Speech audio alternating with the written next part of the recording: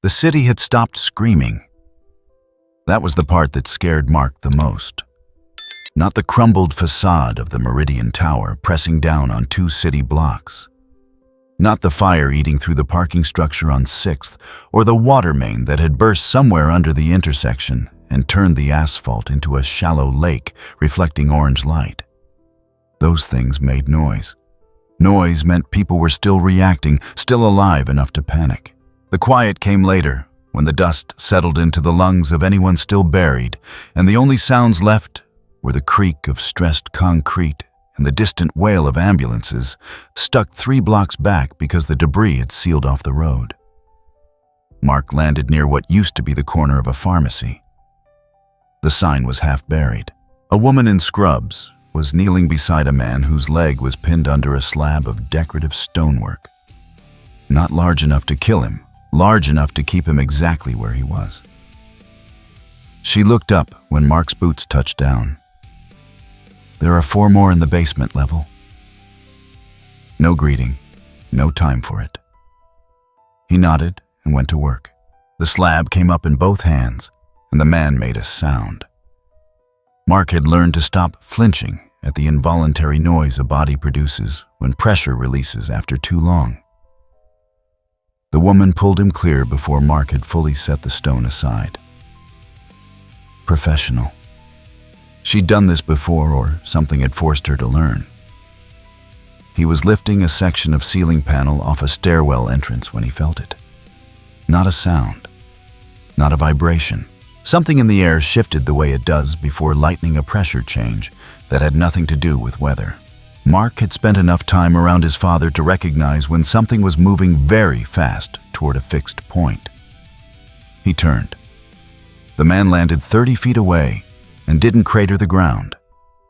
That was the first strange thing. Someone moving at that velocity should have left a mark. Instead, he touched down the way a person steps off a curb, weight distributed, knees absorbing, completely controlled. He wore an orange and blue martial arts uniform, the fabric worn in the way workout clothes get worn, softened at the joints, faded at the shoulders. His hair was black and built upward in a way that suggested it had never once cooperated with gravity. He looked at the collapsed building for about 1 second. Then he walked toward it and started pulling people out. No announcement, no dramatic pause. He found a section of rubble near the north wall where the debris pile was tallest, assessed it the way a person reads a menu, and began moving pieces. His hands worked with a precision that had nothing to do with showing off. He chose each piece deliberately, pulling from the base of a load-bearing collapse without destabilizing the stack above it. Concrete blocks that would have required a crew and equipment went aside like furniture being rearranged. Mark landed next to him. "Hey." The man glanced sideways. His expression wasn't quite urgency and wasn't quite calm, more like focus with the volume turned all the way up. "There's someone 2 meters down left side. Heartbeats weak." Mark didn't ask how he knew. His father used to hear heartbeats through walls. Whatever this man was, the same rule applied. He started digging. They worked in parallel for 11 minutes. Mark tracked it because the ambulance dispatcher had asked him to radio updates every 10. In that stretch, the stranger pulled 6 people free and repositioned 3 structural beams to prevent a secondary collapse on the east wing. He never asked for direction and never got in Mark's way, which was harder than it sounded in a space where one wrong move sent everything shifting. When they surfaced with the last survivor, a teenage boy with a broken collarbone who was against all odds still conscious enough to ask where his phone was. Mark set him down near the medical staging area and finally got a real look at the man standing next to him. "You're not from here." "Not exactly." The man dusted concrete powder off his forearm. "I felt something pull, like a door that opened the wrong way. Then I was here." He glanced around the street, taking in the smoke the overloaded triage area, the 3 news vans stuck behind the police cordon. "Busy place." "Yeah." Mark watched him.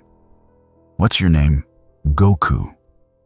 He offered it plainly, the way someone gives their name when they have no reason to expect it to mean anything. Then he tilted his head a small motion like he was catching a frequency just at the edge of range. There's something moving out there. Far. 30, 40 blocks, maybe. Energy that doesn't feel like anything I know. A beat. You have people here who fight. Mark opened his mouth, closed it. Yes.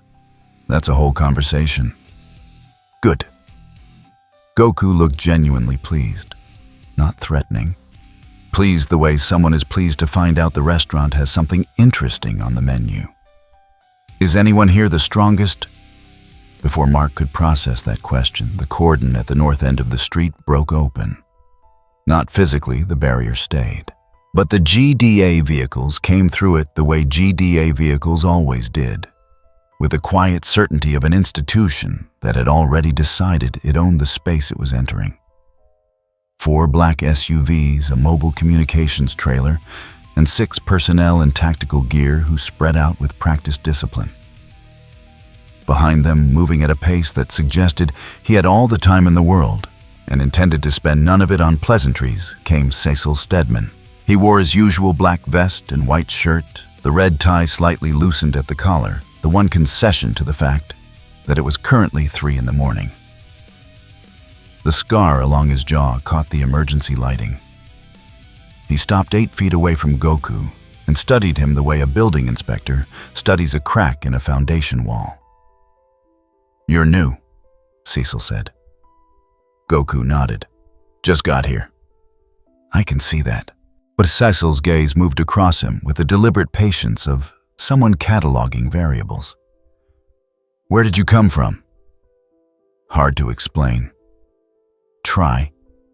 Goku considered this genuinely, which was somehow more disarming than deflection would have been. A different place, different rules. I don't think your maps would cover it. Cecil absorbed this without visible reaction. He turned to Mark. Did you see him arrive? I saw him land, Mark answered. He's been helping.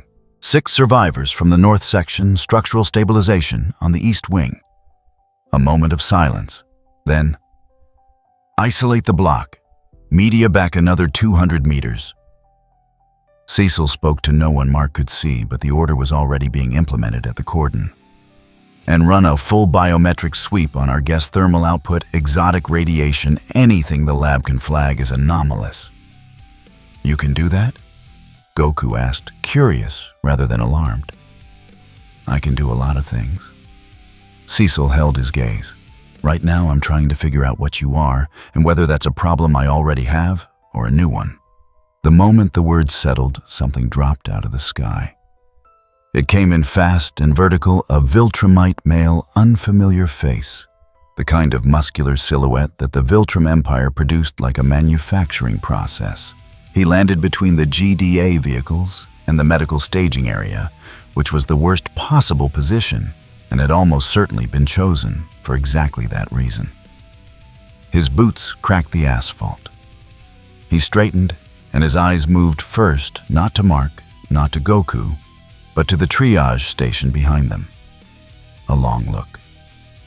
Then he shifted his gaze to Mark, with the flat expression Viltrumites wore when they were gathering information while pretending to deliver a threat. The GDA personnel raised their weapons. Cecil lifted one hand barely, and they held. The Viltrumite's gaze moved to Goku. Something in his assessment shifted. Goku had already moved. Not fast in the way that required description, the space between standing still and being directly in front of the Viltrumite simply collapsed. He caught the wrist before the strike landed the grip precise enough to arrest momentum without snapping bone, and brought the arm down in a controlled arc that ended with the Viltrumite face first against the asphalt. One knee on his back. Weight applied exactly enough. The pavement beneath them fractured outward in a web of hairline cracks, quiet and complete. Don't! Goku's voice was even. There are people behind you. The Viltrumite went still. Not because he'd been told to, because something in that grip communicated with complete clarity and no anger that the man holding him had chosen to use a fraction of available force and could revise that number at any time. Mark stared. Cecil stared. The Viltrumite stared at the cracked asphalt 3 inches from his face. Goku released him and stepped back. "You can get up, but then I think you should go." The Viltrumite rose. His expression gave nothing away. He held Goku's gaze for 3 seconds, then launched vertically and was gone. The emergency lighting hummed. Somewhere in the medical area, a voice called for a second unit of O negative. One of the news helicopters, repositioned far enough back to be technically compliant with the expanded cordon, was absolutely still getting this on camera. Mark looked at where the Viltrumite had been, then at Goku, then at Cecil. Cecil was already on his comm voice, quiet and level. "Bring the containment soft vehicle around. Tell Anderson I need a face-to-face in 20. He lowered the device and looked at Goku. "You're coming with me." Goku glanced at the street, the triage area, the dust still drifting from the east wing, the people being loaded into ambulances. He looked back. "After." Cecil held the word in the air for 2 seconds. "After," he agreed. Then quieter, almost to himself, "My people stay close." It wasn't a request. Goku either didn't notice or didn't mind. He was already walking back toward the rubble. 3 blocks over, in a car that had been parked there for 40 minutes, a man in civilian clothes set down a satellite phone. He'd watched the entire sequence on a compact screen, fed from the GDA's own surveillance network, which told you something about how long he had been working around Cecil's systems. He looked at the still frame of Goku walking back toward the debris field, picking up a piece of concrete the size of a refrigerator, setting it aside like it weighed nothing. Nolan Grayson read the GDA's preliminary biometric report. He read it twice. Then he folded it carefully, put it in his jacket pocket, started the car, and pulled away from the cordon without his headlights on. One Viltrumite had gone dark. One contact report from a scout who had made physical engagement and broken off without explanation. Nolan had been doing this long enough to know what that combination meant. He needed to make a call, not to Cecil, not to Mark. To people Cecil didn't know were listening. The room had no windows. That was deliberate. Cecil preferred rooms like this, not because he enjoyed the dark, but because windows created variables. A window meant sightlines. Sightlines meant exposure. And whatever was sitting across the table from him right now was not something he wanted visible to anyone, without a level 4 clearance and a very specific kind of psychological preparation. The GDA safe room was 2 levels below the mobile command post, accessible through a corridor that existed on exactly 0 publicly available floor plans. The lighting was recessed and flat. The table was bolted to the floor. There were 4 cameras, 2 visible, 2 not, and a passive biometric array built into the ventilation system that had been running since the moment Goku stepped through the door. Goku sat like someone who had never considered that chairs could be used as a form of psychological pressure. He looked at the walls with mild interest, the way a person looks at an airport gate they've never passed through before. Cecil set a tablet on the table between them. He did not sit. The scan came back. He tapped the screen to wake it. Internal thermal profile at rest core equivalent to a Category 4 industrial furnace.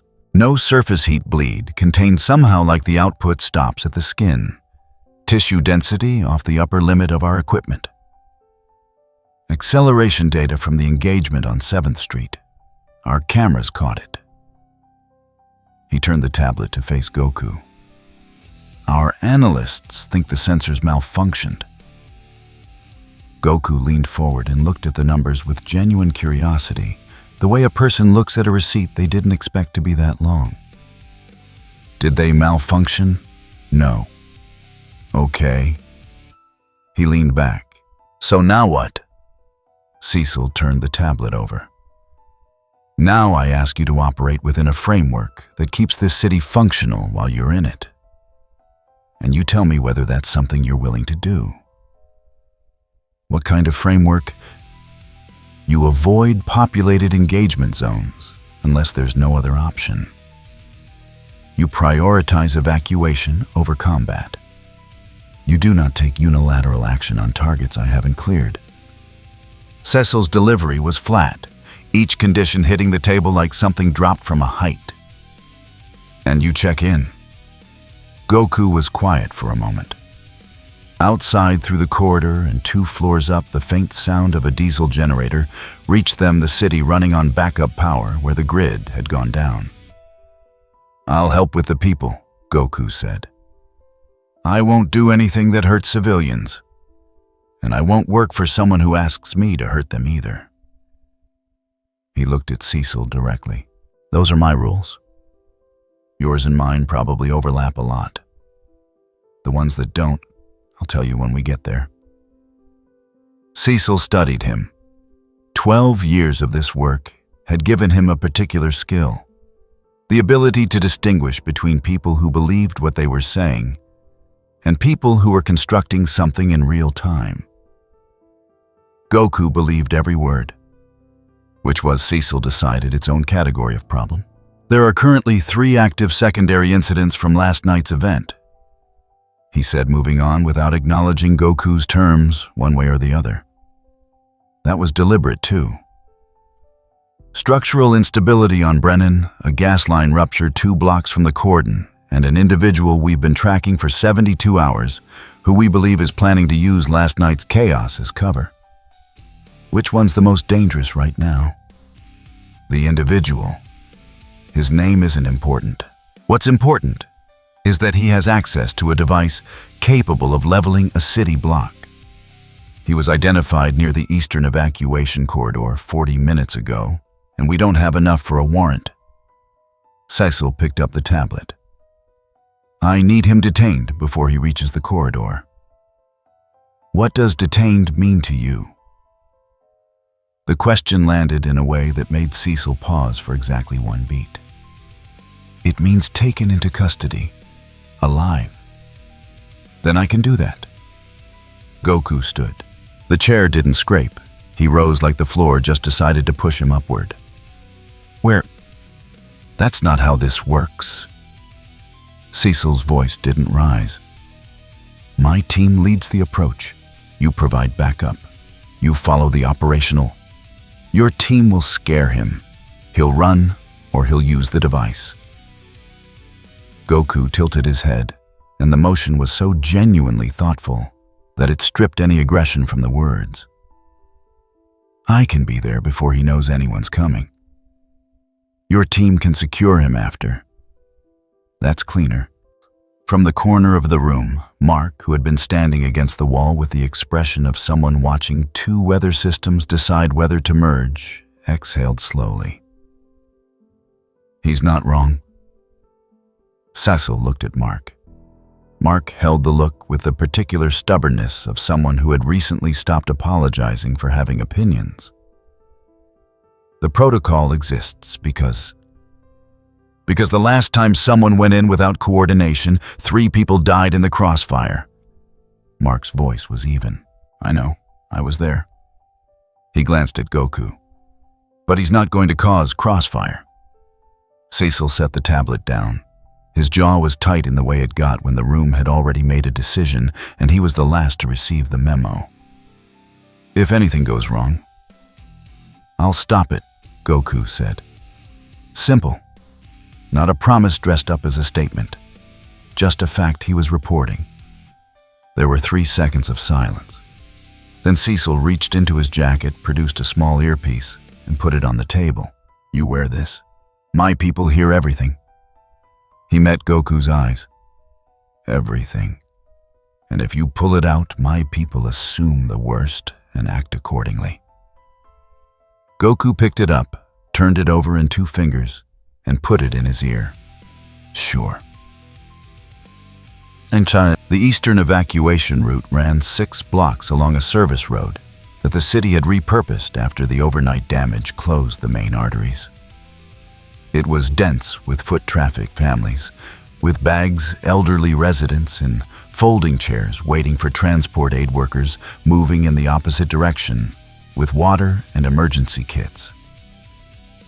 The kind of crowd that moved slowly and couldn't scatter quickly. Cecil's surveillance team had the target 3 blocks in moving against the flow, a duffel bag over one shoulder, and the specific body language of someone who had rehearsed looking unremarkable. On the surveillance feed, the first block showed nothing. Then the frames dropped a half-second gap in the recording, and when the feed resumed, he was already on the second block, 1 frame of orange guy catching morning light. And then he was standing next to the target, one hand resting on the man's shoulder from behind, grip easy and conversational, from 6 feet away. In Cecil's earpiece, Goku's voice came through flat and clear. "I've got him." Snapped the transmitter on the device, the little antenna piece. "It's in 2 now. The bag is on the ground. I need a medic at Station 4. He hit his elbow when he went down. It's not serious, but someone should look at it." The target was on his knees. He hadn't made a sound. The duffel was 2 feet away, untouched. The people nearest to them had shuffled a few steps aside, the way people shuffle when they sense something without knowing what it is. No screaming, no stampede, no camera phones yet. 8 seconds start to finish. In the command vehicle, one of Cecil's analysts turned in his chair. "Sir, the device in the bag detonator transmitter's been physically crushed. No signal possible." Cecil looked at the screen. He looked at the timestamp on the engagement. He looked at the biometric readout that was still trying to locate Goku's thermal signature in the corridor crowd, and failing because the number was too large for the civilian baseline algorithm. He'd wanted a controllable asset. What he had was something that made his carefully constructed operational frameworks feel like suggestions written on paper and taped to a door that opened both ways. "Get a team to Station 4, he said, "and pull the feeds from the last 10 minutes. "What does?" Mark was watching the monitor over his shoulder. "So, that went well." "It went." Cecil turned away from the screen. "That's not the same thing." Goku was back in the safe room 20 minutes later. He'd gotten coffee somewhere in the building, a paper cup, bad coffee by the smell of it, and was drinking it without complaint, which said something about a man who had clearly experienced worse. He looked at Cecil. "You were going to pull the feeds." "I was." "You worried people will see." "People seeing you is inevitable at this point." Cecil sat down across from him, which he hadn't done before. "What I'm worried about is people seeing you and deciding you're an asset worth acquiring. There are governments, organizations, and at least 2 individuals currently known to this agency who would redirect significant resources toward that goal." Goku considered this with the furrowed attention of someone trying to locate a problem they hadn't thought was a problem. "They'd try to take me somewhere or leverage something you care about." Cecil's voice was neutral. "Do you have anything here you care about?" The question was meant as intelligence gathering. Goku understood that and answered without seeming to mind. "Not yet. I'm still figuring out where here is." "Then we have a window." Cecil placed both hands flat on the table, the first physical gesture he'd made that wasn't about the tablet or his comm. "I am not asking you to work for me. I'm asking you to work with enough coordination that when things go wrong, and they will go wrong, we don't lose the city because we weren't talking." "That sounds reasonable," Goku said. "Most people find it reasonable right up until the moment it isn't." "I'll tell you when we get to that moment." Goku drank his coffee. "You said things will go wrong. What are you expecting?" Cecil was quiet for long enough that the generator hum filled the space between them. Then, "Last night wasn't random. The timing, the target selection, the scout they sent it was reconnaissance. Someone was watching how we responded. He looked at the table. And now they've watched you. A knock at the door.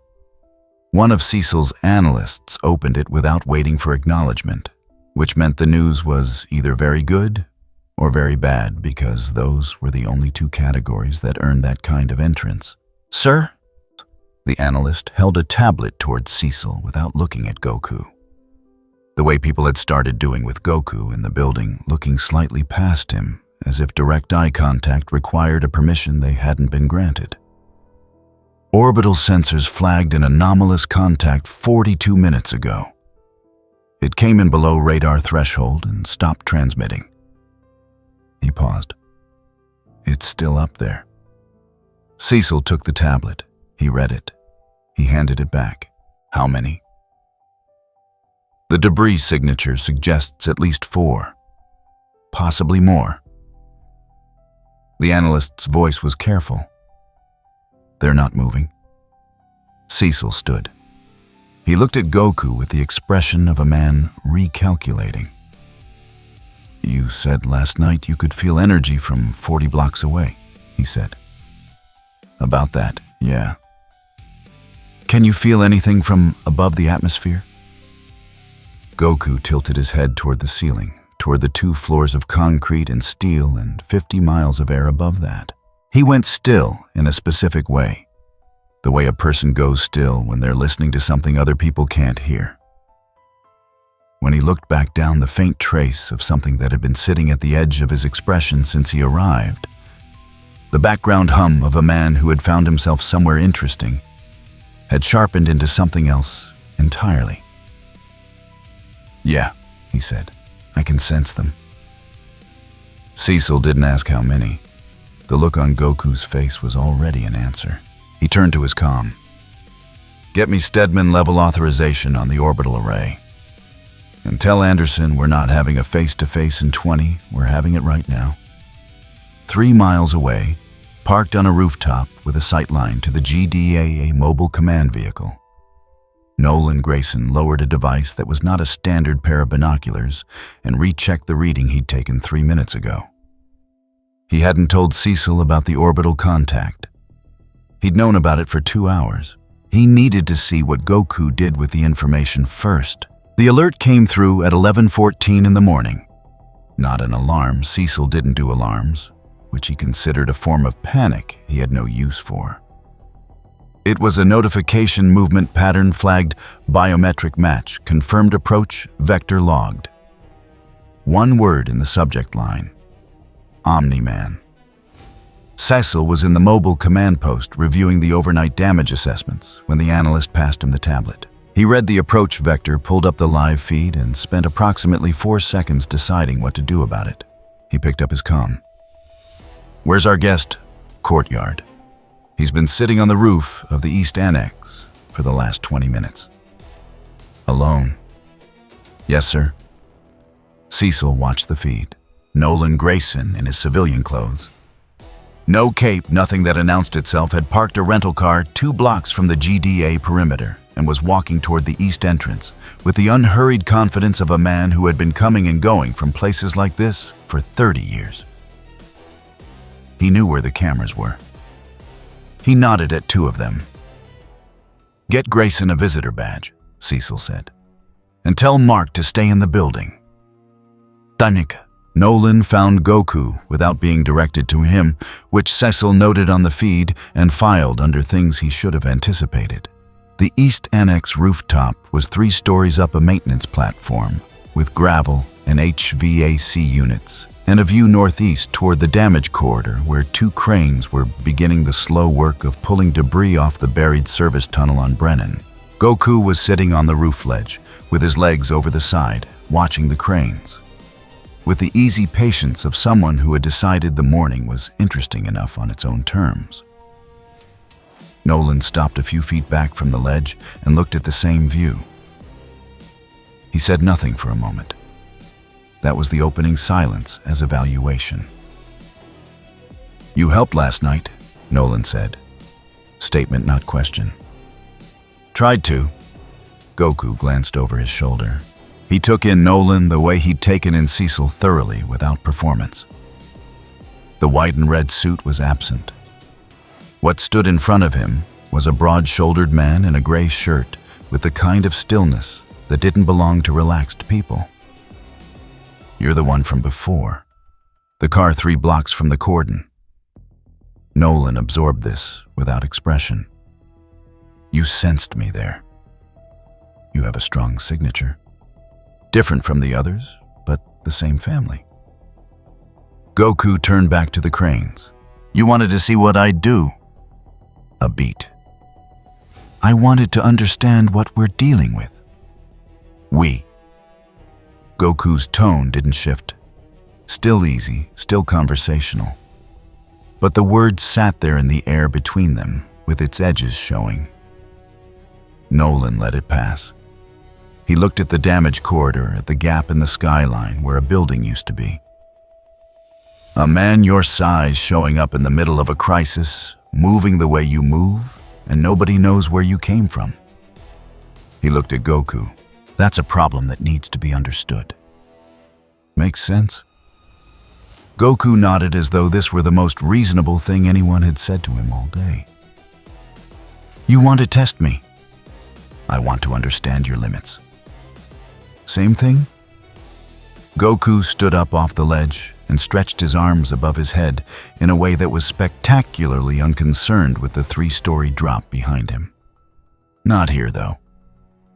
"No," Nolan agreed. "Not here."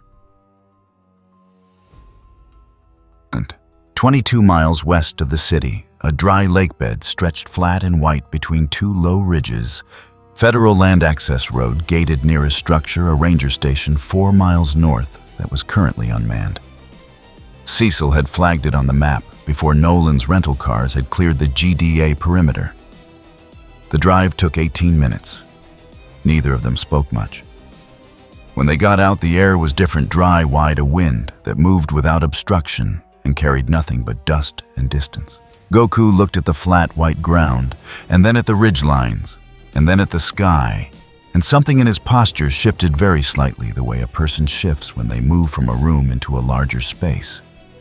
Nolan stood 15 feet away and rolled his sleeves down. Old habit covering the skin before engagement protection for whatever was nearby, not for himself. "How much do you want to show?" he asked. "Enough to be honest with you." Goku settled into a loose stance. Not a fighting pose exactly, more like someone standing the way they stand when they're paying attention. "You go first." Nolan went first. The first strike crossed 15 feet in something under a frame, a visible time, a full-force Viltrumite charge shoulder forward, the kind of impact that had caved in the hull of an armored transport at speed. The shockwave hit the lake bed before the dust had time to rise, a compression ring pushing outward from the point of contact. The point of contact was Goku's open palm. He hadn't moved his feet. Nolan pushed. Goku's arm flexed, a slight adjustment, the way a door frame flexes when something heavy hits the wall, and redirected the force down and aside into the lake bed, where it opened a furrow 6 feet long and 2 deep in the dried silt. The whole exchange took less than a second. Nolan reset, rotated, came in at a different angle with a combination that would have dismantled reinforced concrete in 2 hits. Goku stepped inside the second swing, let the first graze air, and brought his own forearm across in a check that stopped Nolan's follow-through completely. Not a block of frame, like interrupting a sentence mid-word. His other hand closed around Nolan's wrist, and he turned it, not hard, not fast, and walked Nolan's momentum into the ground until Nolan's knee was down and the arm was locked, and there was absolutely nowhere left to go. Dust drifted. The wind came back. Goku held the position for exactly long enough that the information was clear, then released and stepped back. He wasn't breathing differently. "You're strong," he said. "The strongest I've found here so far." He tilted his head, genuinely curious. "But you were holding something back, too. Why?" Nolan got up. He brushed dust from his knee with 2 careful strokes, a small composed gesture from a man recalibrating behind a face that showed nothing. "So were you?" "Yeah." Goku almost smiled. "Different reasons, though." Nolan looked at him for a long moment. The lake bed was silent, except for the wind moving across the ridges, and somewhere in the middle distance, a bird called once and stopped. "You're not here because of us," Nolan said. Not a question this time. A conclusion. "I'm not here because of anyone. I ended up here." Goku looked east toward the city 22 miles away, where the cranes were still working, and somewhere in a hospital a teenager was asking about his phone. "But I'm here now, so I'll deal with what's here. And if what's here becomes more than last night." Goku looked back at him. His expression was relaxed, unhurried. The expression of someone who had been asked a question they didn't find complicated. "Then it becomes more than last night." Nolan nodded once. He walked back to the rental car.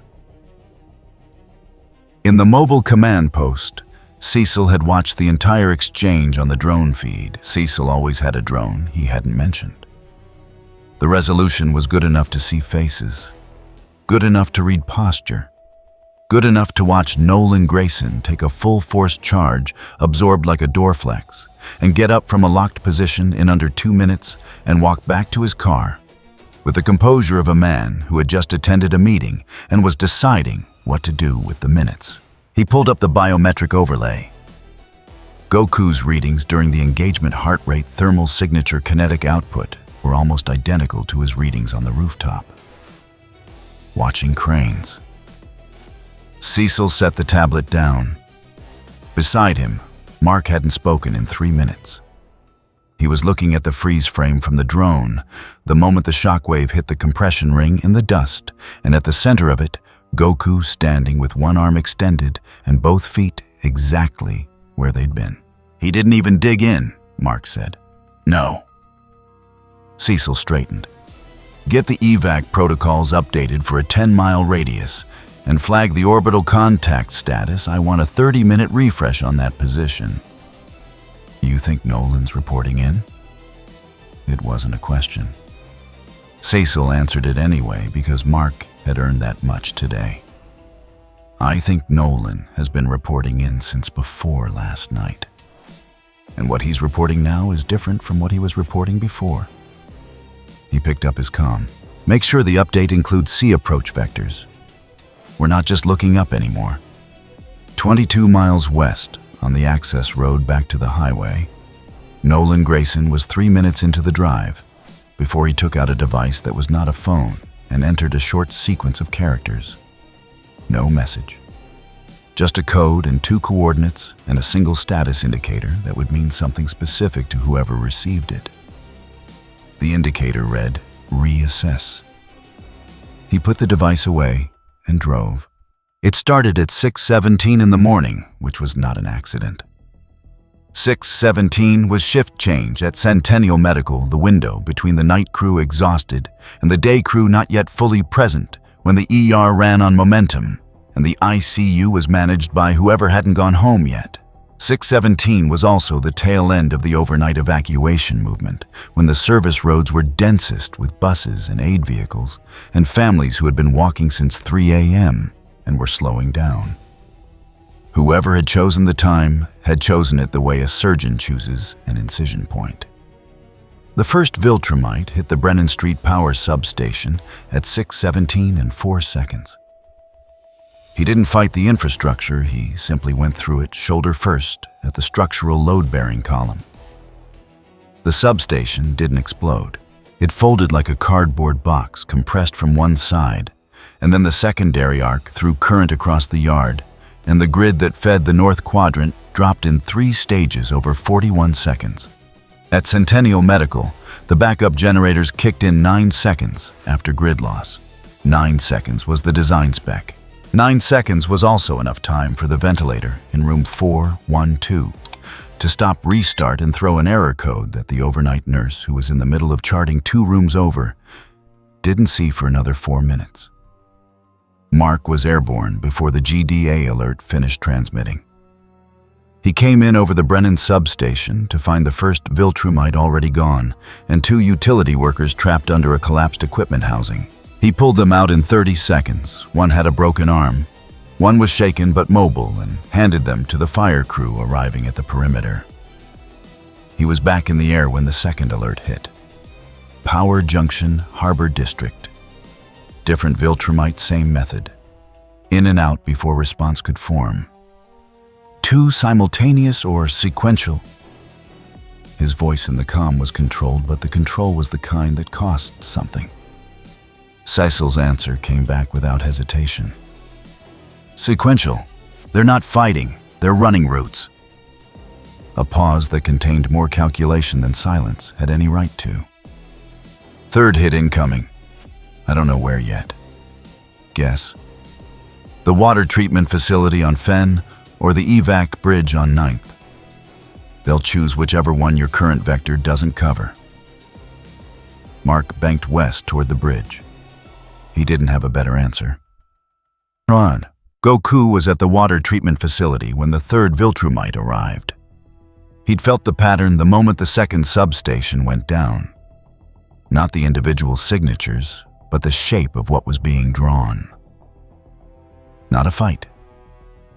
A net. Each point hit was chosen not for maximum destruction, but for maximum cascade.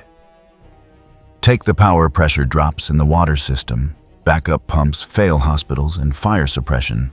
Both degrade simultaneously. Whoever had planned this had planned it the way you plan a campaign, not a battle. The third Viltrumite came in fast and went straight for the primary pump housing. Goku was already standing in front of it.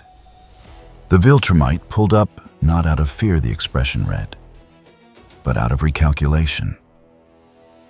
He was younger than the scout from the first night, and he had the look of someone who had been given an objective and a method and was now encountering an unscheduled variable.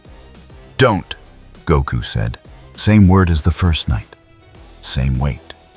The Viltrumite feinted left and went right. Goku's hand closed around his collar mid-flight and brought him down into the gravel hard enough to raise a cloud of dust and leave a body-shaped impression in the ground. He held him there with one knee and looked up. He could feel the 4th and 5th signatures already moving. One toward the hospital, one toward the bridge. Mark was on the bridge. The hospital was the problem. He looked down at the Viltrumite under his knee.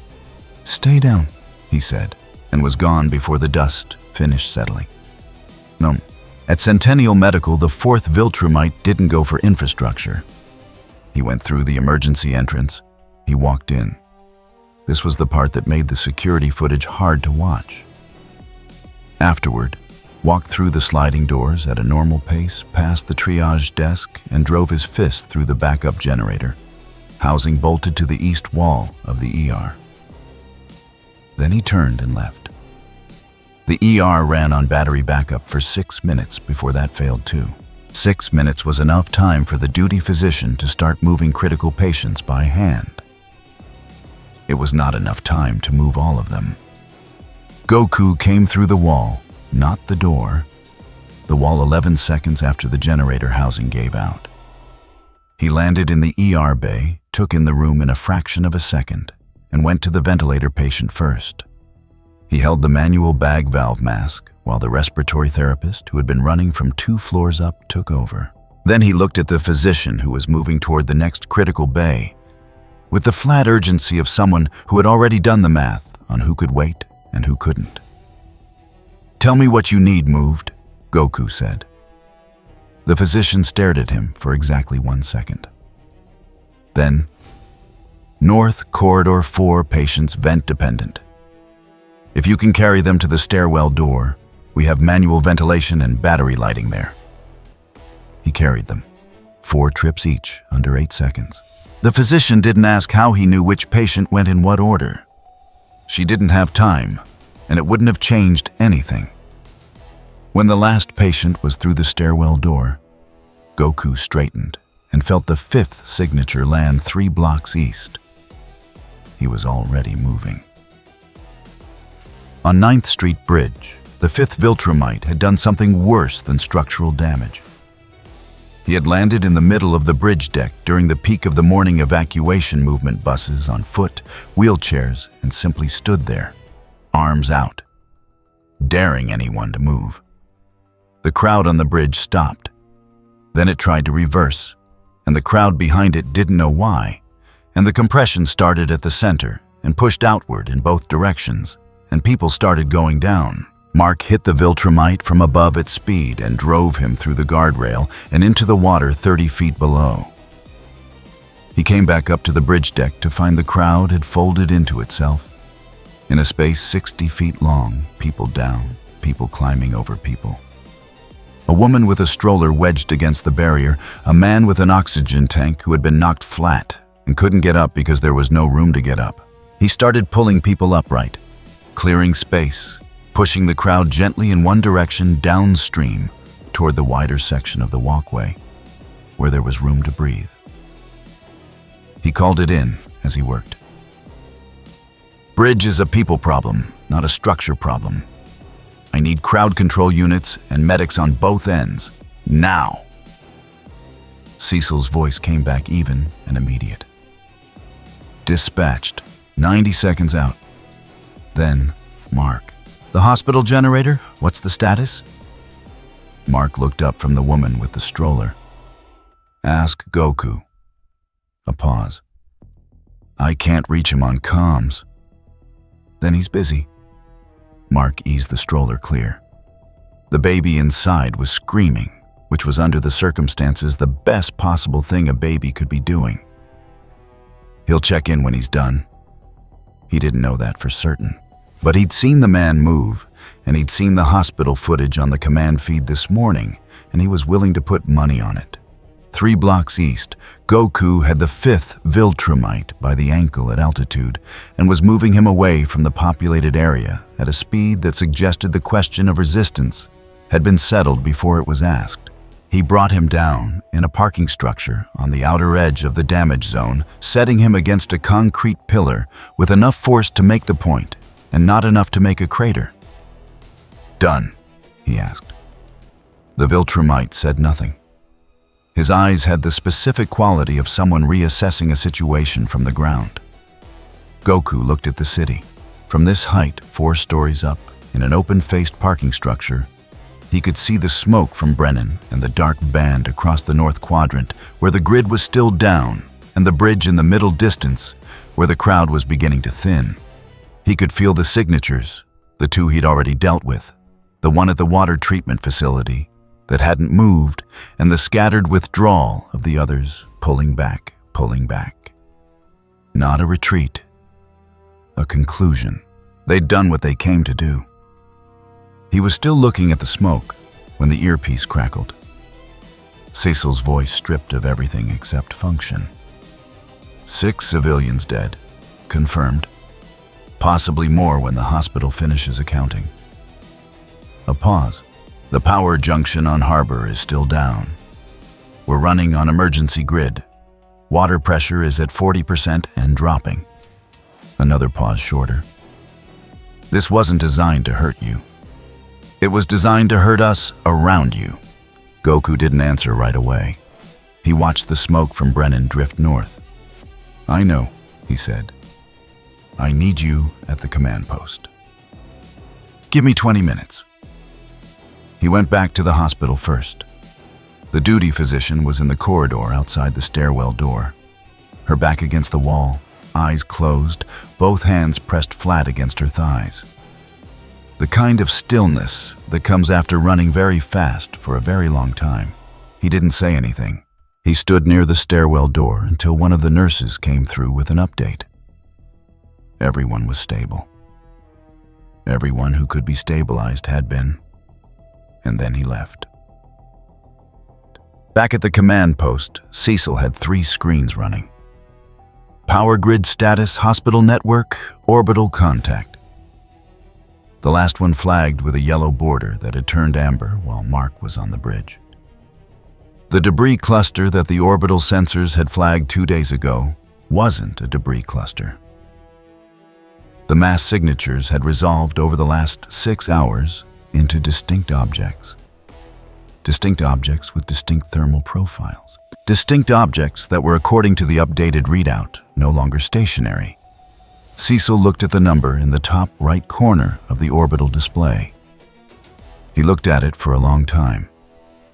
Mark came in from the field debrief with dust on his suit and a cut above his right eye he hadn't mentioned. He looked at the screens and then at Cecil's face, and whatever he saw there made him stop asking about the cut. "How many fats?" he asked. "Enough."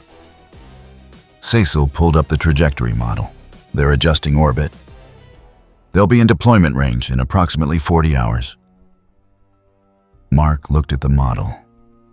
At the arcing lines of approach, at the cluster of signatures that had spent 3 days sitting still and were now beginning unhurriedly to move. They've been waiting. They've been watching.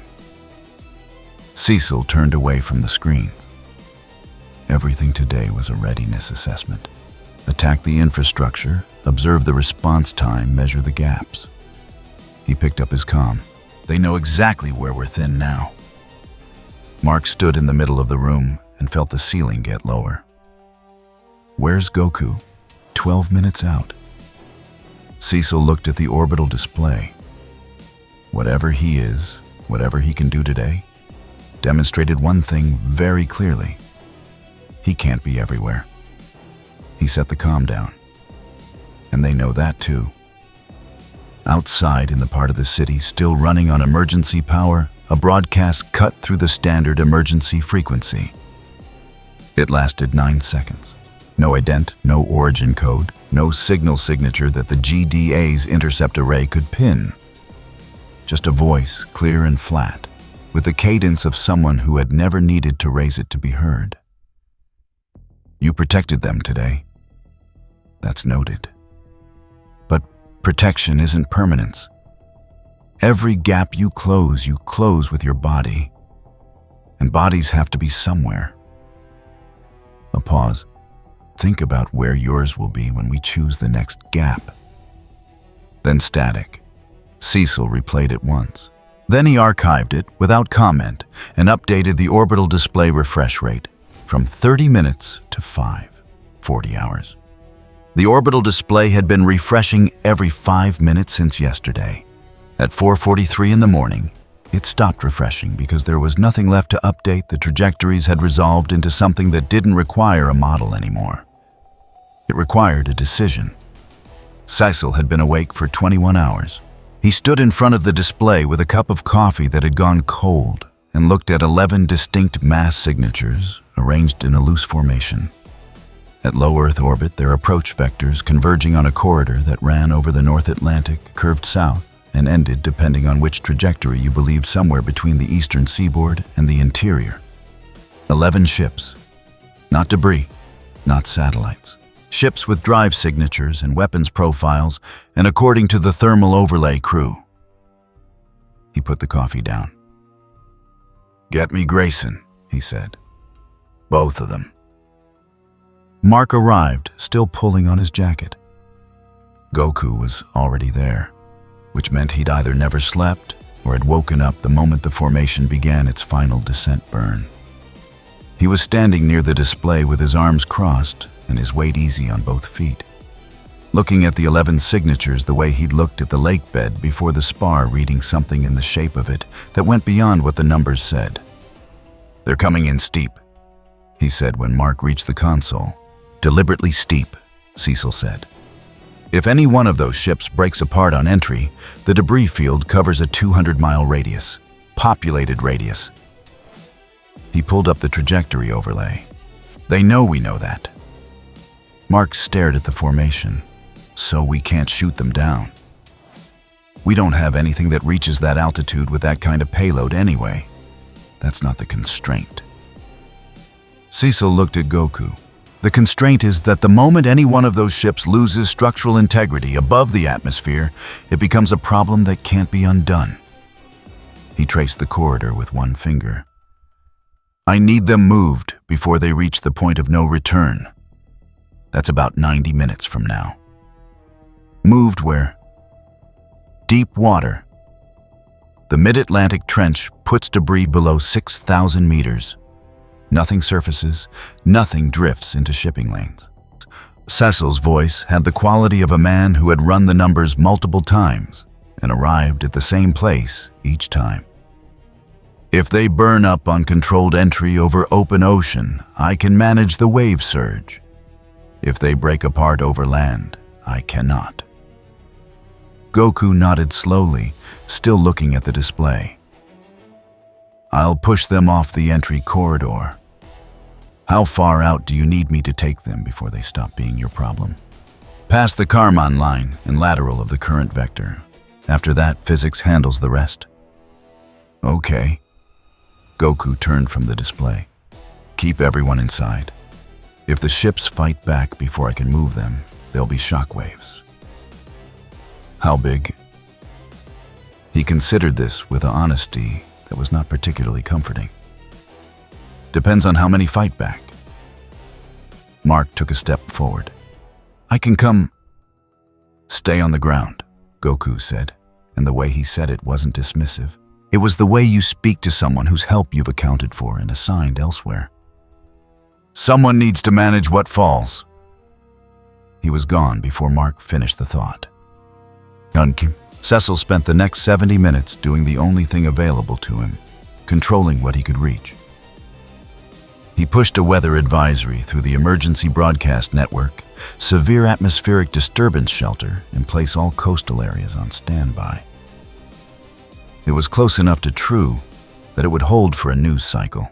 He had the grid operators pre-stage the backup switching systems so that when the electromagnetic interference hit, and it would hit because that many drive signatures burning out at once would throw current across every satellite uplink. In range, the cascading failures would be staged and recoverable instead of simultaneous and catastrophic. He had the harbor authority move every vessel in the eastern port out past the breakwater and anchor them in the deeper water to the south. That one took 12 minutes and 3 phone calls, the last of which involved language he wouldn't repeat in a debrief. He kept 2 screens, one on the orbital display, one on the city grid. At 5:41, the orbital display registered the first contact event, a flare of drive signature that spiked, held for 2 seconds, and then went dark. One ship no longer on its entry vector, drifting laterally. His analyst said. At 5:43, 2 more went dark, almost simultaneously. Then a 4th. Then a gap of 30 seconds long enough that Mark, who was standing in the courtyard, watching the sky, started to say something. And then 3 more in rapid succession, each departure from the entry corridor.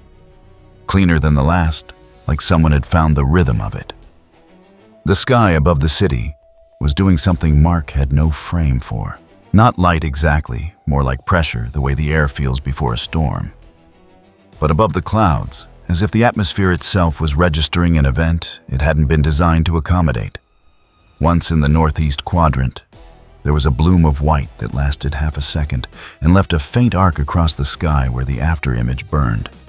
He stood in the courtyard with his neck craned back and didn't move. Inside, Cecil watched the orbital display, clear entry corridor signature by signature, and tried to calculate whether the wave surge from the deep water impacts would be manageable, or whether he was about to have a second problem wearing the clothes of a solution. At 6:08, the last drive signature left the entry corridor. The display showed 11 objects, all in non-entry trajectories, all losing altitude toward the mid-Atlantic impact zone. The spread was tighter than he'd expected, much tighter. Atmospheric entry in approximately 4 minutes, the analyst said. Impact dispersion is the dispersion is almost entirely within the deep water zone. Cecil picked up his coffee. It was still cold. He drank it anyway. The wave surge arrived at the harbor 40 minutes later. It wasn't catastrophic 4 meters above the normal swell, which in a harbor that had moved its vessels was manageable, which in a harbor that hadn't would have been an insurance claim the size of a small country. The breakwater took most of it. What cleared the breakwater rolled into the lower marina district and pushed 18 inches of seawater through the ground floors of the buildings along the dock road, which would be a salvage problem for the next 2 weeks and a mold problem for the next 2 years. The fishing fleet that hadn't received the harbor authority's emergency reposition order, 3 boats anchored in the inner harbor because their owners hadn't checked their phones, took significant damage. 1 boat sank. No one was aboard. The electromagnetic pulse from the entry burn hit the grid at 6:12, and the backup switching system staggered it into 4 separate failure cascades. Instead of 1, which meant the lights went out in sequence across the north and east quadrants over about 90 seconds, rather than all at once. Centennial Medical's generator, the new one installed 48 hours ago after the last one was destroyed, came online in 11 seconds. The backup comms satellite that the GDA used for encrypted traffic went dark for 6 hours, which was a problem Cecil had expected and had already routed around. The television broadcast signal dropped citywide at 6:14 and didn't return until 9:50. In that 2-hour and 36-minute window, the city ran on battery radio's phone networks that were themselves operating at 40% capacity. And whatever the person next door knew, that last part was the variable Cecil couldn't stage or switch or route around. Mark spent the wave surge on the harbor road moving people out of the flooded ground floors and up to the second-story staging areas that the civil emergency teams had pre-positioned. He worked alongside 2 firefighters who had been doing this since before he could fly, and he kept his speed calibrated to something that didn't require explanation. He carried an elderly woman's furniture up a flight of stairs because she asked him to, and it seemed like the right thing to do, and he didn't think about the 11 ships until much later. Goku came back at 7:23. He landed in the courtyard without announcement, the way he'd arrived the first night. Weight absorbed, no impact, no ceremony. He had a faint burn along his left forearm, where one of the ships had managed to fire before he'd reached it. The kind of mark that would have put a regular person in surgery. On him, it looked like a bad sunburn. He looked at the city. At the dark band across the northern skyline where the grid was still recovering. At the smoke from the marina where one small boat had gone down. At the emergency broadcast antenna on the building opposite, which had a new dent in it from the electromagnetic surge. "How many?" he asked. Cecil was standing in the courtyard entrance.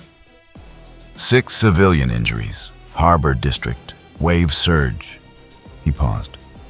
No fatalities. Goku was quiet. "The ships," Cecil added. "The crews, alive," Goku said. "Mostly." He looked at the burn on his arm without particular concern. "The ones who fought back are having a harder time." Cecil nodded. He processed this and filed it and moved on, because that was what the next 48 hours required. "Come inside," he said. "The orbital problem is resolved. We have a new one." He held the door and waited. Inside on the situation display, the map of the city showed 14 shelter-in-place locations. Churches, school gymnasiums, community centers, each marked with a small indicator showing current occupancy. 12 of them had gone amber over the last 3 hours. 2 had gone red, not from damage, from breach reports. Someone had been moving through the shelter network cataloging locations and occupancy. And the breach reports were all filed in the last 2 hours, the 2 hours when the city had no broadcast signal and the communication network was running at partial capacity, while everyone was watching the sky. Mark read the breach reports and then looked at the map for a long time without speaking.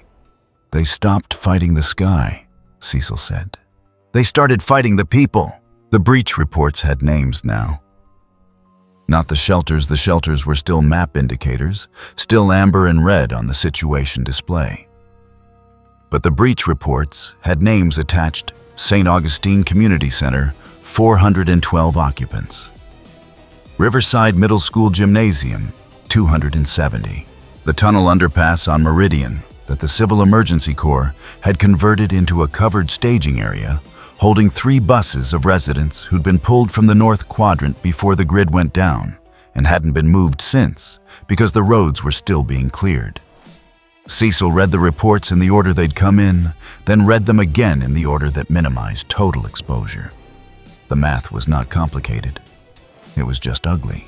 If we deploy to all 3 simultaneously, we spread thin enough that none of the responses are effective, he said.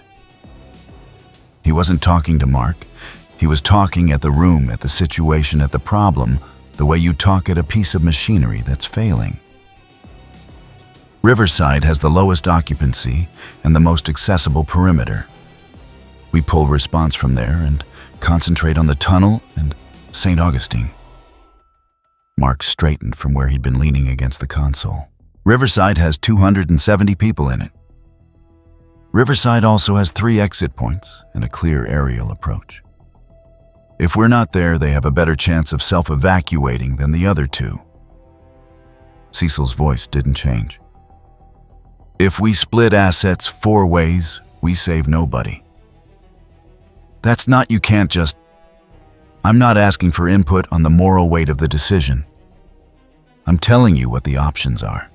The room went quiet, in the way rooms go quiet when the person in charge has said something that everyone in it knows is probably correct and nobody wants to agree with. Goku was standing near the door. He'd been there since the briefing started, arms loose at his sides, not leaning on anything. He looked at the map and the 3 red indicators, and then at Cecil. No, he said. Cecil met his eyes. The response capacity: send your people to Riverside. Goku was already moving toward the door. I'll take the other 2. The tunnel on Meridian went first because the tunnel was already compromised. The Viltrumite squad had moved in from the south entrance 40 seconds before Goku arrived.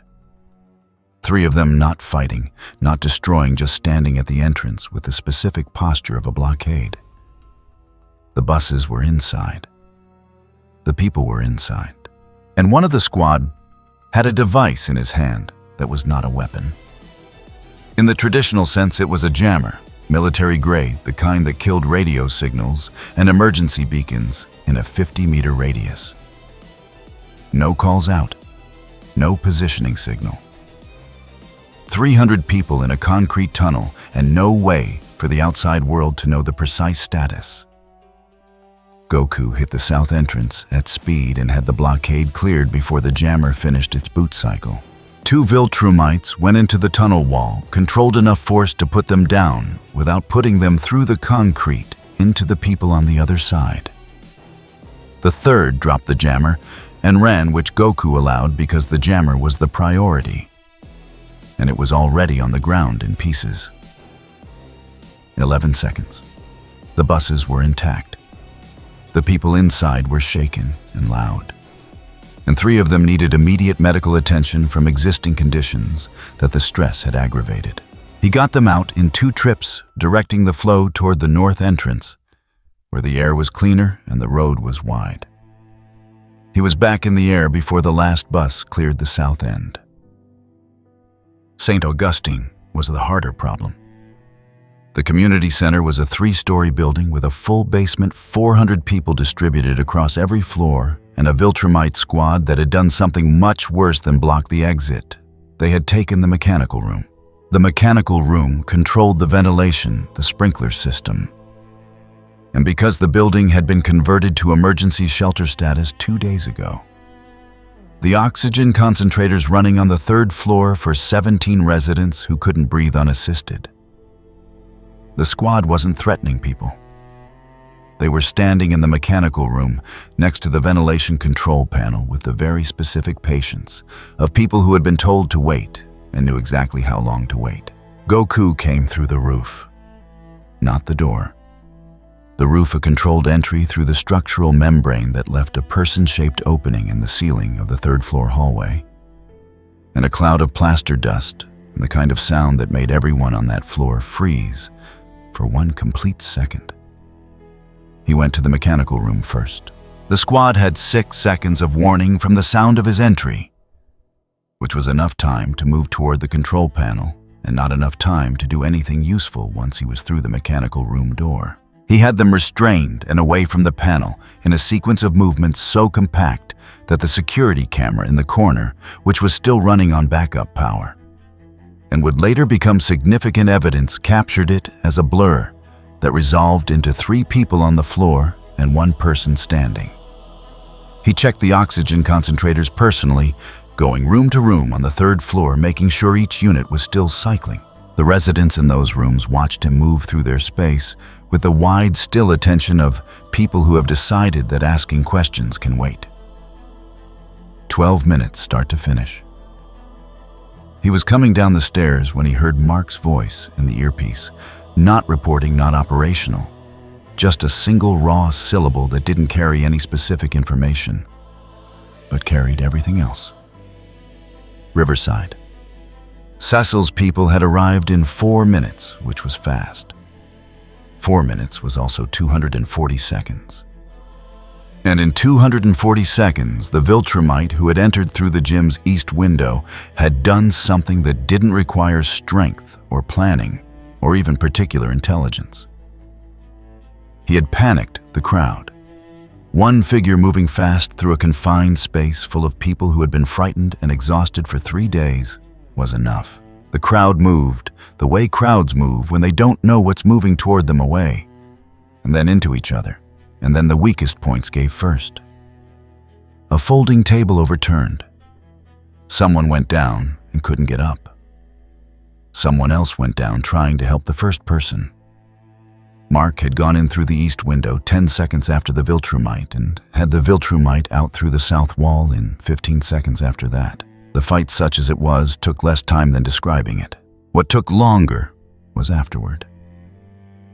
An elderly man had gone down in the initial surge and been caught under the folding table. Mark found him when the crowd thinned out enough to see the floor. The man was conscious, that was the first thing, conscious and talking, which meant the immediate catastrophic outcomes weren't in play. But there was something wrong with the way he was holding his arm. And when the paramedic unit came through 4 minutes later, and Mark watched them work, he understood what he hadn't wanted to understand. The arm was the least of it. The paramedic said something to her partner in a low technical voice. Her partner nodded once, and they changed what they were doing. And Mark knew enough about that kind of exchange to know what it meant. He stood in the gymnasium with the smell of dust and bodies, and the sound of 267 people breathing in a space designed for 214. And he kept his hands very still at his sides. He'd gotten the Viltrumite out in 15 seconds. He'd cleared the threat before anyone else could be thrown or struck. And there was still a man on the floor. He hadn't been fast enough to stop the table. He hadn't been there when the crowd first moved. He had been 4 minutes away when 4 minutes was the difference. He stood in the gymnasium until Goku appeared at the east window, not flying in, just standing there in the frame of the broken wall, looking at the room, looking at Mark. His expression was the one he got when he wasn't going to say anything, because there wasn't anything to say. Mark looked back at him. "I got there in time," Mark said. "To fight. Not in time to..." He stopped. "Yeah," Goku said. That was all. Chilean. Back at the command post, Cecil had the situation display updated and was doing the final accounting with the dispassion of a man who had learned to treat grief as a thing that happened on a delay. Tunnel 0 fatalities. St. Augustine 0 fatalities. Riverside 1. The elderly man had died in the ambulance on the way to Centennial Medical. Natural causes. Technically, the paramedic's notation cited cardiac event secondary to physical trauma, secondary to crowd compression. Technically natural. Technically. Cecil looked at that entry for a moment. Then he moved on because the display had a new item at the top that required the moving on. Single inbound contact. No squad signature. No formation. 1. The thermal profile was larger than any of the other signatures they'd tracked. The approach vector was direct, not reconnaissance, not a sweep pattern. A line, straight toward the city. His analyst's voice was very careful. "Sir, based on the biometric comparison to the command broadcast from day 4, the voice identification is an 83% match." Cecil already knew.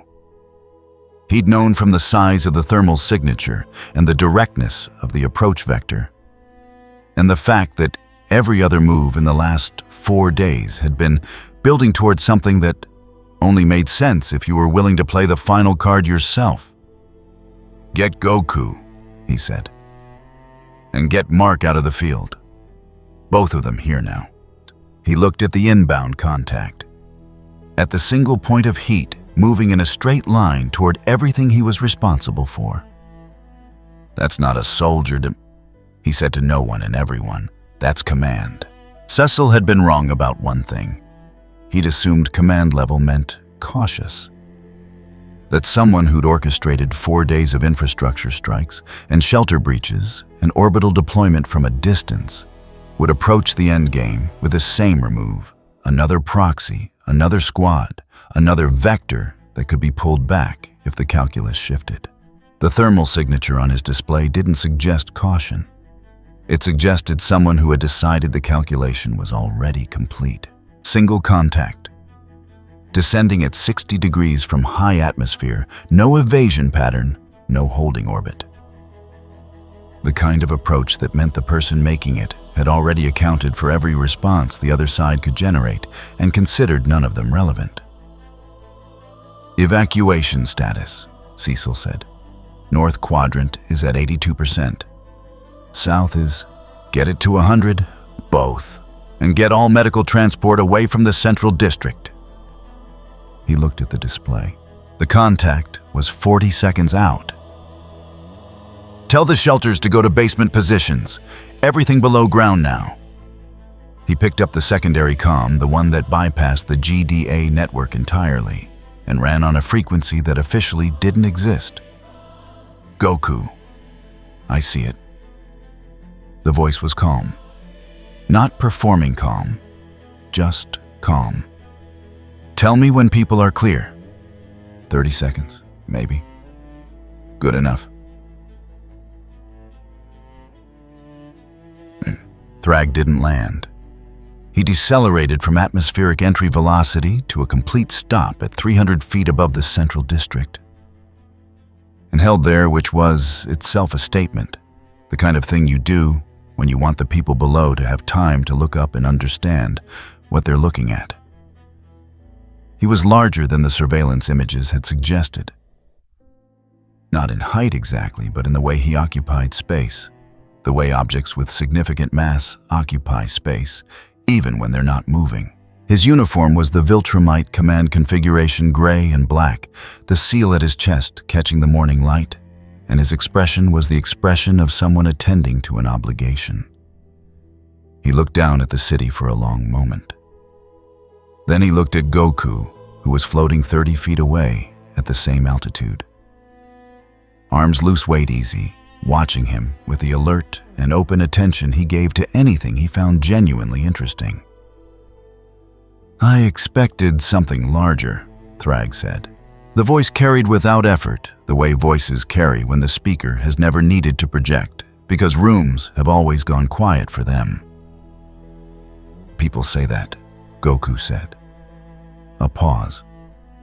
Thragg's gaze moved across him, not the scan of someone uncertain, but the final confirmation of someone who had already received a report and was verifying it against the primary source. "This planet has resisted long enough," Thragg said. "You've complicated the timeline, not changed it." "I'm not trying to change your timeline." Goku tilted his head slightly. "I'm trying to get you to leave." "Then we have a problem." Thragg moved. Damn it. Cecil watched it on the aerial feed, a blur of motion at altitude that the cameras tracked badly, frames dropping the way they had in the evacuation corridors 6 days ago.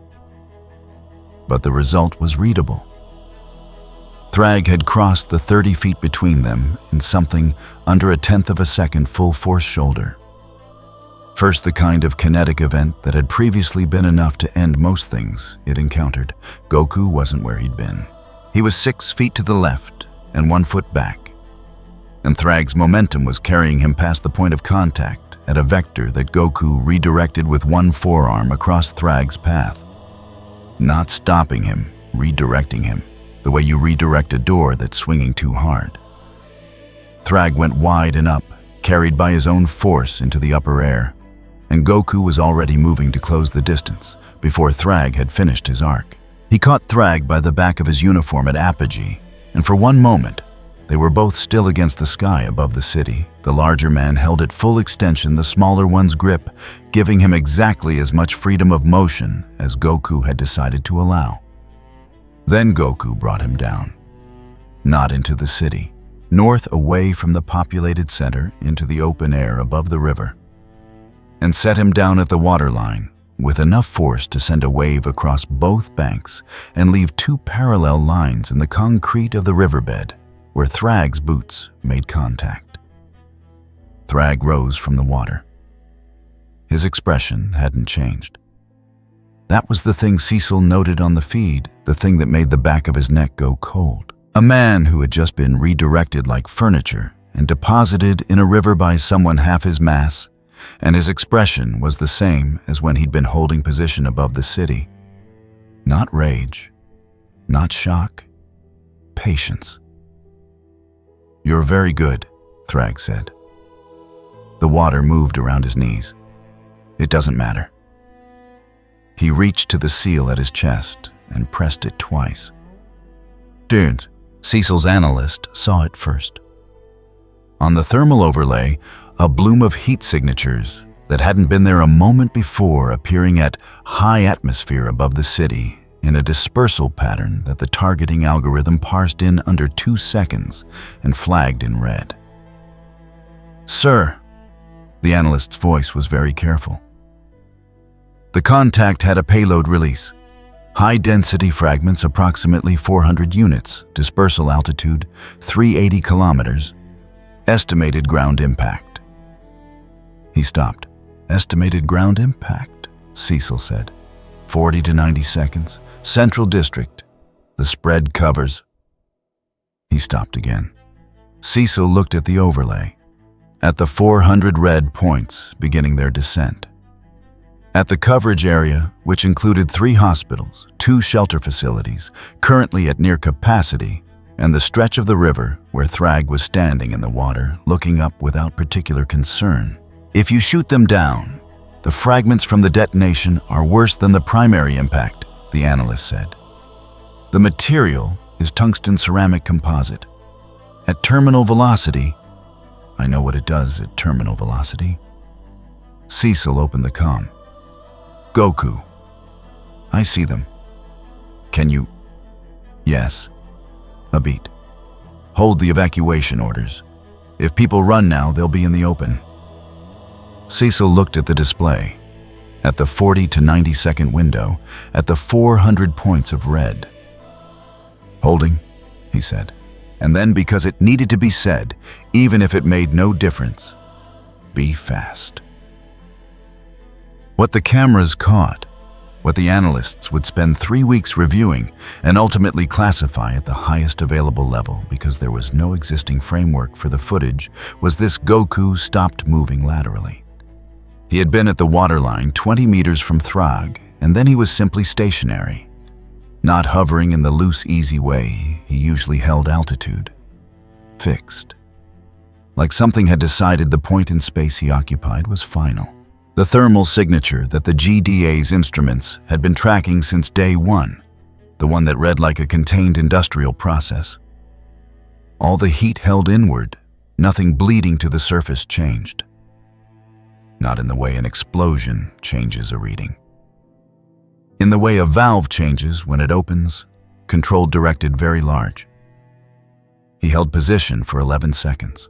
11 seconds, during which the 400 fragments above the city continued their descent, and then one by one, and then in groups, and then all at once, stopped descending. Not destroyed. Redirected their trajectories bent at angles that the physics team would later describe as requiring forces that their models didn't currently accommodate, angled off the population centers, off the shelter facilities, off the hospital rooftops, toward the water and the unpopulated river delta 20 miles downstream. The last fragment cleared the populated radius at second 8. Goku was moving again at second 9. He reached Thragg at second 11. The exchange that followed lasted less than 2 seconds and left Thragg in the riverbed with a fractured clavicle and a constellation of blunt trauma that the GDA's medical team would document as consistent with one precise calibrated impact. Not a beating. A period at the end of a sentence. Goku landed next to him. The water had settled. In the distance across both riverbanks, car alarms were going off from the displacement wave earlier. And somewhere a fire suppression system had triggered in a building that hadn't been damaged because the wiring was old and the pressure spike from the wave had been enough. Thragg was conscious, breathing, not moving. "Stay down," Goku said. "Then, your plan was good. The timing was right. The payload was a real problem." He looked down at him. "But you built it around the idea that I'd have to choose." "I didn't have to." Thragg said nothing. His eyes were open and tracking, and the patience in them had not gone anywhere, which was the most unsettling thing about him, the sense that this outcome had been filed somewhere and would be retrieved later. "This isn't over," Thragg said. His voice was even, despite the clavicle. "You know that." "Probably not," Goku said. "But this part is." Senton, 3 things happened in the following hour that Cecil would spend the rest of the week managing. The first was the fragments. 47 of the 400 pieces had reached the river delta before the trajectory corrections fully propagated and the impacts had thrown debris across a nature preserve and a closed section of coastal highway. No population. Significant structural damage to the highway surface. Recoverable. The second was the city. The displacement wave from the riverbed impact had triggered the old sewer overflow system in the lower district, which backed up into 17 blocks of residential basement and would take 6 weeks. And money the city didn't currently have to remediate. The emergency alert that Cecil had not sent because Goku had said, "Hold the evacuation orders," meant that people had stayed inside, which was correct. But it also meant that when the wave hit, they hadn't moved to higher floors, and the flooding had caught people in basements and on ground level. 41 injuries. 3 serious. None fatal. The third was the broadcast. Cecil hadn't sent it. Nobody in his chain had sent it. But at 7:41 in the morning, 12 minutes after the riverbed, impact clip surfaced on every major platform, simultaneously shaky phone footage shot from a rooftop 3 blocks from the river, showing 11 seconds of a fixed point in the sky above the city, and 400 red traces on the atmosphere, and then the traces bending all of them in directions that made no physical sense until the sky was clear. 11 seconds of footage, posted to 6 platforms before the GDA's content management team had finished their morning briefing. By 9 a.m., it had been viewed 14 million times. Cecil watched the view counter for a moment, then closed the window. In a secured holding facility 2 levels below the command post, Thragg sat with his clavicle immobilized and his wrists bound in the one material the GDA had that might be relevant, and looked at the wall with the expression of someone who was not done. Nolan Grayson, who had watched the full 11 seconds from a building 3 blocks north, and had been one of the first people on the planet to understand what he was seeing. sat in his car afterward for a long time without starting the engine. He had sent one report in 4 days. Reassess. He took out the device that was not a phone and looked at it. Then he put it away without sending anything, started the car, and drove home. Some reports he had decided needed more time. The final count came in at 6:12 in the evening, 9 hours after the riverbed impact. 31 dead over the course of 5 days. 41 injured in the basement flooding. 19 in the harbor wave. 7 in the shelter incidents. The Centennial Medical ICU had 3 patients whose prognosis was listed as guarded, which was the clinical term for, "We don't know yet and we won't for a while." The power grid in the North Quadrant was running at 60%. The water treatment facility on Fenn had been restored to full capacity, but was serving a population that had lost confidence in the tap, which meant the bottled water distribution points had lines that started forming before dawn and didn't thin until after dark. The sewer remediation in the lower district had begun, but carried a 6-week estimate that the city's infrastructure director had delivered with the expression of someone reading their own eulogy. Centennial Medical's roof had a new water tower on it, temporary bright orange, the kind the utility authority deployed after disasters. It was visible from 3 miles. The city had requested something less conspicuous. The utility authority had said they'd look into it. They were alive. That was the accounting. Mark spent the morning at the hospital. Not as Invincible, no suit, no goggles. Just Mark in a gray jacket sitting in the family waiting area on the 2nd floor. Because someone from the GDA had told him the family of the man from the Riverside gymnasium would be there. And he'd decided that he needed to be there too, without quite being able to explain why. The family was a daughter in her 50s and a son who'd driven 6 hours through the night, and arrived looking like someone who'd driven 6 hours through the night. They sat across the room from Mark and drank vending machine coffee and didn't look at their phones. He didn't introduce himself. He sat in the same room for 2 hours, and then the doctor came and told them what they already knew. And the daughter made a sound that Mark had no category for. And the son put his arm around her and looked at the wall. Mark left before they did. He stood in the stairwell for a moment with his back against the door. He'd gotten there in time to fight. 15 seconds. Clean. The table had already fallen. He took the stairs down and came out through the side entrance onto the service road, where an ambulance crew was restocking their vehicle with the tired efficiency of people on their 4th shift extension. One of the paramedics, young, probably his age, with a bandage on her forearm she hadn't explained to anyone, looked up when he passed. "You were on the bridge," she said. 6 days ago." He stopped. "Yeah." She looked at him for a moment. "We got 37 people off the bridge who couldn't walk. My partner counted." She went back to restocking. "Thought you should know." He stood on the service road for a while after she went back inside. The television coverage had been running for 4 days and had achieved what television coverage always achieves when the event is large enough and the facts are scarce enough. It had become its own thing, separate from what had actually happened, generating its own internal logic and its own characters and its own narrative that was related to the underlying events, the way a shadow is related to the object casting it. Segment 1. The dominant network, an analyst in a dark suit, explaining that the GDA had shown serious operational failures during the crisis, citing the power grid, losses, the shelter breaches, and the wave surge as evidence of institutional inadequacy. He did not mention anything that had not fallen. Segment 2. A companion broadcast, a retired general suggesting that the unknown actor, visible in the aerial footage, should be considered a national security concern, regardless of the apparent outcome, because we cannot vet what we cannot understand. He had a point, technically.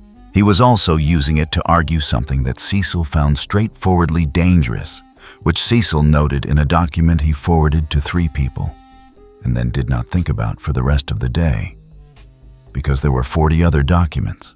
Segment 3. A local affiliate with worse production values and better instincts. A segment called Who? Who helped who? And amateur footage compilations, eyewitness interviews, a firefighter talking about the tunnel on Meridian and the 293 people who had come out of it. The firefighter didn't know the name of the person who had cleared the entrance. He said, "Someone," 7 times in 90 seconds. The segment had 11 million views by midnight. Cecil watched all 3 segments in sequence on a split screen in the command post, drinking his 3rd coffee since noon. He turned the screen off. "We're alive," he said to the analyst beside him, who hadn't asked. "That's the win. Don't confuse it with safe." The analyst nodded carefully and went back to his work. In the held facility 2 levels below, a different kind of accounting was taking place. Not a conversation. Thragg didn't have conversations in the way people who expected responses had conversations. He sat with his clavicle immobilized and his wrists bound and looked at the opposite wall, with the patience that had not left him since the riverbed.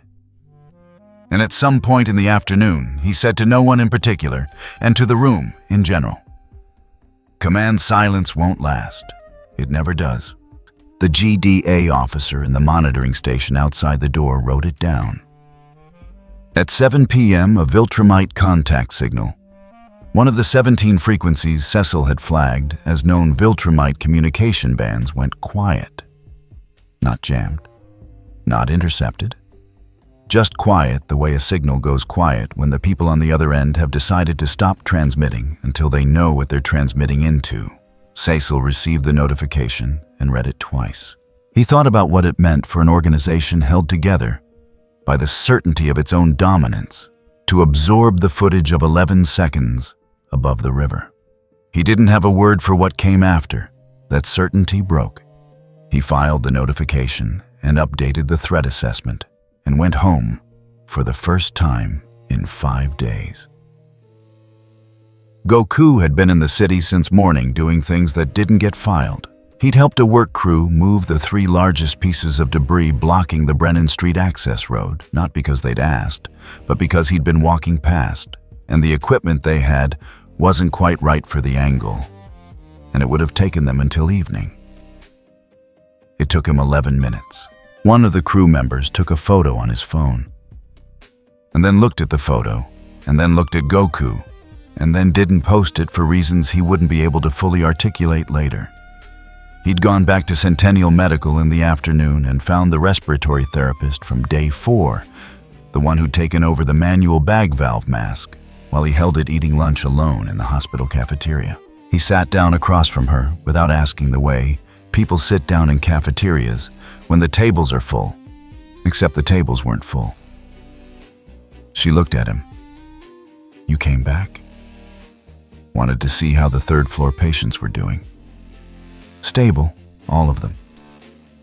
She looked at her food. "The one in 304 asked about you, the one you carried." "What did she ask?" "If you were coming back." She looked up. "I didn't know what to tell her." Goku thought about this. Tell her the building's not going to fall on her again. The respiratory therapist almost laughed. It didn't quite make it all the way to a laugh, but it got close. He found Mark on the roof of the command post at dusk, which was where Mark had apparently gone to be somewhere that wasn't a hospital waiting room or a briefing or a field debrief. He was sitting on the edge with his legs over the side, looking east at the dark band across the skyline, where the north quadrant was still running on reduced power, the streetlights coming on in patches instead of all at once.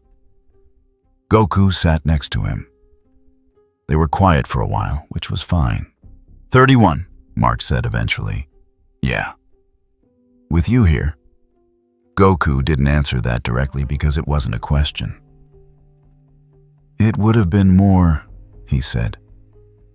I don't know how many more, but more. I know. Mark looked at the patchy lights. I know that. I keep doing the math on the ones I didn't get to, and that math doesn't stop, Goku said. You do it anyway. Mark was quiet. Then, is that how it works for you? It's how it works for everyone who shows up. He said it plainly, not as wisdom, just as information. The ones who don't show up don't have to do the math. Mark sat with that for a while.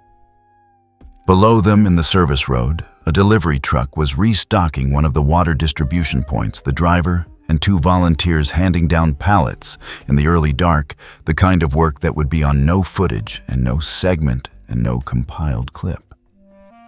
You're leaving, Mark said. Tomorrow probably, maybe the day after. Goku looked at the same skyline. There's more here I haven't seen. More to fight, you mean? Maybe. More to find out about. He tilted his head slightly, the old gesture. This place has strong people. Strange energy. I want to understand it better. Mark looked at him sideways. That's the weirdest reason I've ever heard someone give for staying in a city. I said I'm leaving. Right. Mark almost smiled. You're leaving to come back? Sure. Goku shrugged, which was either an agreement or an acknowledgement that the distinction didn't bother him. If someone starts killing civilians again, people who can't fight back, I'll know. And I'll come back. He said it the way he said most things, without weight, without drama, just the fact of it. Your world isn't going away. Neither am I entirely. They sat on the roof until the last of the sunset flattened out, and the city below them ran half-lit under a sky that had 11 days ago held something that meant to end it. It hadn't ended. That was the sum of it. Not safety, not resolution, not the clean closure that the television segments would spend months pretending to manufacture. The city was scarred and tired and running on reduced power, and would be for a while. 31 families had a different shape now. 147 more had stories that would take years to stop being the thing they thought about first, but the lights that were on were on. The hospital roof had an orange water tower on it that would be replaced in 6 weeks. The paramedic on the service road had counted 37 people off a bridge. The math didn't stop. You did it anyway. In the morning, he was gone. No ceremony, no formal handoff, no press statement that Cecil would have had to manage. He was simply there, at first light. Mark saw him from the window standing in the courtyard, with the same expression he'd had on the first night when he'd looked at a collapsed building and started pulling people out, and then between one breath and the next, he wasn't. The courtyard was empty. The orange water tower caught the early sun. Somewhere in the hospital, a woman in room 304 was probably asking the respiratory therapist whether he was coming back, and the respiratory therapist was probably giving her the answer she'd been given. The building's not going to fall on her again. It wasn't a promise exactly, but it was the kind of thing that once said by someone who had stood in the sky above the city and held 400 pieces of falling metal in place with 11 seconds of absolute stillness carried a specific weight that most promises didn't. Cecil received the notification that the tracking signature had left the metropolitan area at 6:44 a.m. He read it, archived it, and opened the morning threat assessment. The Viltrumite communication frequency was still quiet. He didn't know for how long. He put the threat assessment at the top of his queue and started reading, because the work was the same, whether or not the answer was available. And Cecil Stedman had never needed the answer available to start working. Outside, the city was doing what cities do, absorbing what had happened into its ongoing noise, filling the gaps with traffic and voices and the ordinary insistence of people who had places to be. The debris on Brennan was being cleared. The lower district was pumping out basements. A family in Riverside was burying their father. The clip of 11 seconds above the river had 40 million views. Somewhere people were arguing about what he was. He was already gone. If you enjoyed this video, don't forget to leave a like and subscribe to the channel, and be sure to turn on notifications so you won't miss our future videos. Thank you for watching, and we will see you next time.